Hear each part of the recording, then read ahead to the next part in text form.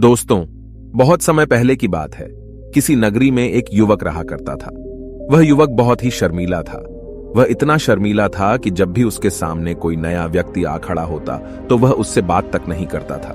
यहां तक कि जिन्हें वह जानता था, पहचानता था, उनसे भी बात करने में उसे बहुत शर्म आया करती थी।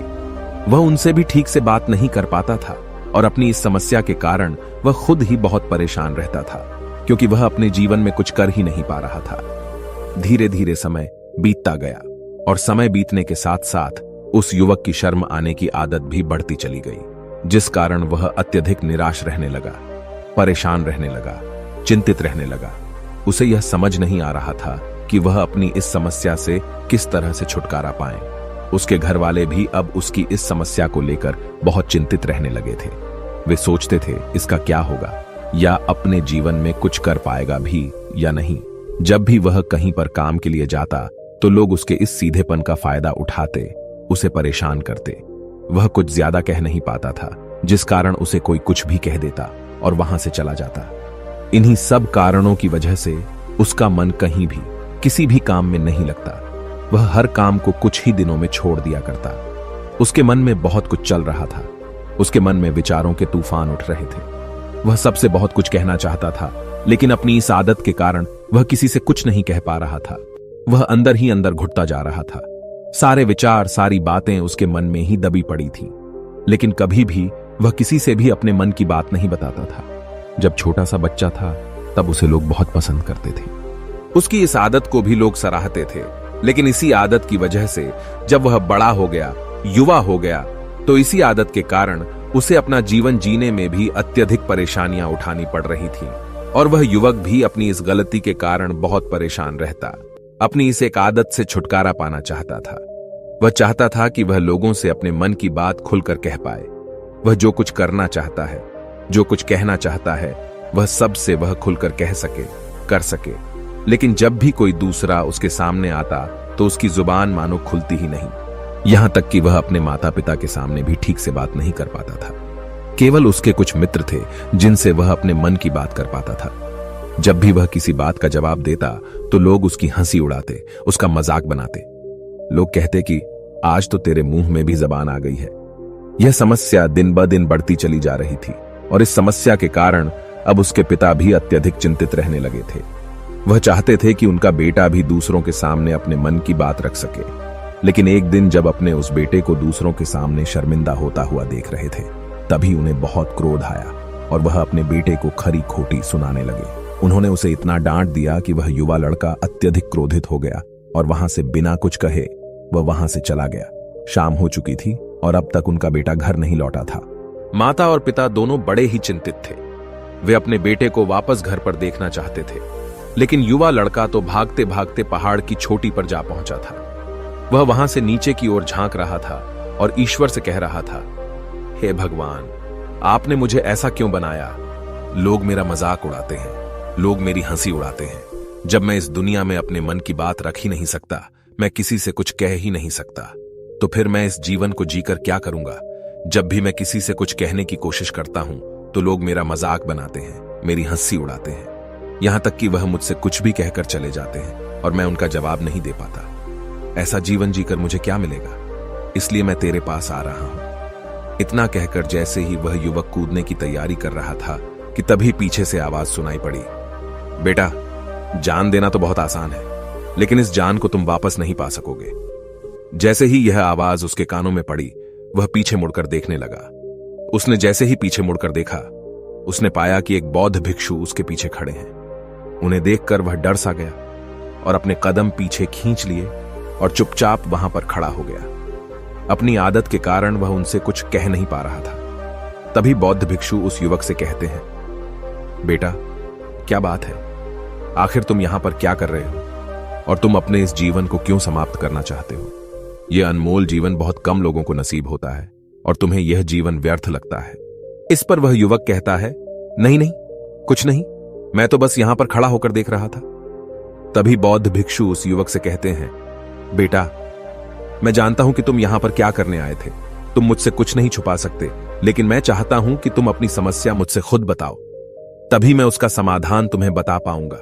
यदि तुम चाहते हो कि कोई तुम्हारी मदद करे तो उसके लिए पहले तुम्हें ही आगे बढ़ना होगा। यदि तुम चाहते हो कि मैं तुम्हारी समस्या का समाधान करूं तो तुम्हें मुझे अपनी समस्या बतानी होगी, वरना मैं कुछ नहीं कर सकूंगा। उन बौद्ध भिक्षुओं की यह बात सुनकर वह युवक कहता है, नहीं नहीं, मैं ठीक हूं, मैं सच कह रहा हूं। उस युवक की यह बात सुनकर बौद्ध भिक्षु उस युवक से कहते हैं, ठीक है बेटा, यदि तुम नहीं चाहते कि मैं तुम्हारी मदद करूं तो कोई बात नहीं, मैं तुम्हारी बात पर विश्वास कर लेता हूं। लेकिन तुम्हें भी मेरी एक बात पर विश्वास करना चाहिए कि मैं तुम्हारी मदद के लिए ही यहां पर आया हूं। तुम चाहो तो तुम अपनी समस्या मुझे बता सकते हो और मैं तुम्हारी इस समस्या का समाधान भी अवश्य करूंगा। इसका जवाब देते हुए युवक उन बौद्ध भिक्षु से कहता है, नहीं नहीं, मैं ठीक हूं, आप जाइए।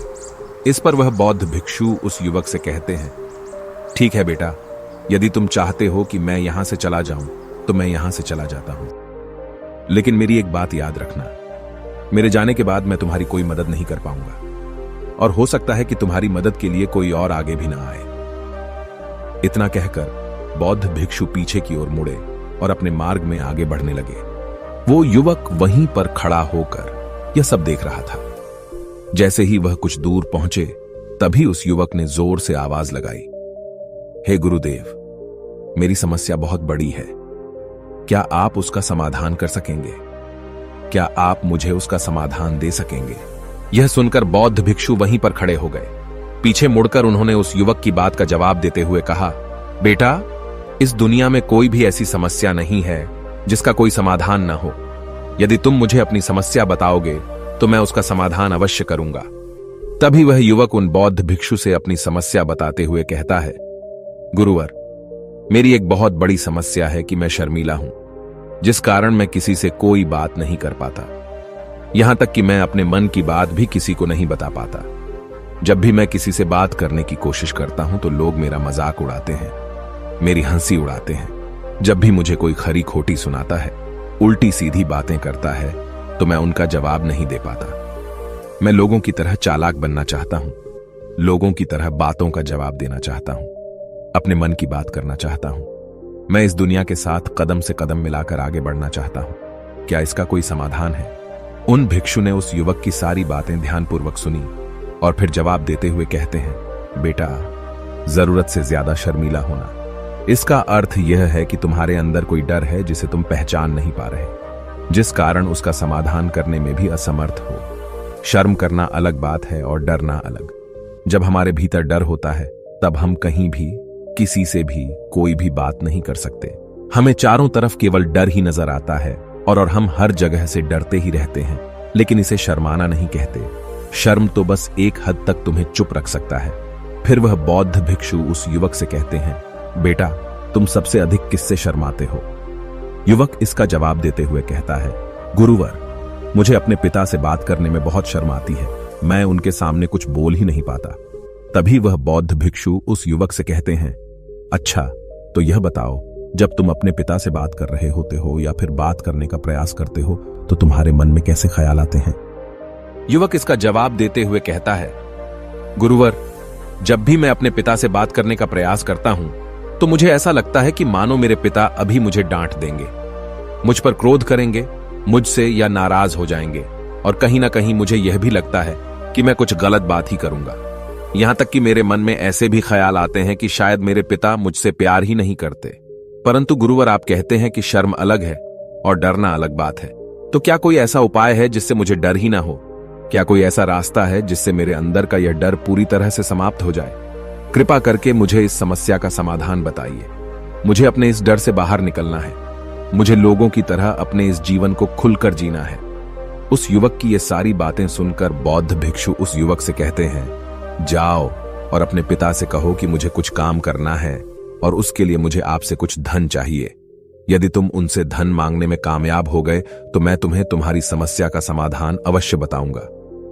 वह युवक काफी घबरा गया। उसने उन गुरुवर से कहा, हे गुरुवर, मुझे यह कार्य न दीजिए, मैं उनसे कुछ नहीं कह पाता। उनके सामने तो मेरी बोलती तक बंद हो जाती है, मैं उनसे धन भला कैसे मांगूंगा? यह बात सुनकर बौद्ध भिक्षु उस युवक से कहते हैं, तब तो तुम्हारी समस्या का कोई भी समाधान नहीं है और न ही तुम कभी भी अपने जीवन को खुलकर जी पाओगे। यह बात सुनकर युवक उन भिक्षुओं से कहता है, गुरुवर, ऐसा न कहें, कृपा करके मुझे कोई और कार्य बताइए, कोई ऐसा कार्य जिससे मेरे अंदर का डर पूरी तरह से समाप्त हो जाए, कोई ऐसा समाधान बताइए। इसका जवाब देते हुए वह बौद्ध भिक्षु उस युवक से कहते हैं, बेटा, यदि तुम्हें अपने अंदर के डर को समाप्त करना है तो पहले तुम्हें मेरा यह कार्य करना होगा जो मैंने तुम्हें कहा है। वह युवक घबराकर काफी देर सोच विचार करने के बाद पुण्य गुरुवर से कहता है, ठीक है, यदि आप चाहते हैं कि मैं इस कार्य को करूं तो मैं इसे करने का पूरा प्रयास करूंगा। इतना कहकर वह युवक अपने घर लौट जाता है। उसे देखकर उसके माता पिता बहुत खुश हो जाते हैं। दोस्तों, उम्मीद है कि आपने आज के इस वीडियो से जरूर कुछ न कुछ सीखा होगा। ऐसी ही ज्ञान से भरपूर कहानियां सुनने के लिए सब्सक्राइब करें। और दोस्तों, चलिए मिलते हैं एक और वीडियो में। तब तक के लिए अपना ख्याल रखें। नमो बुद्धाय।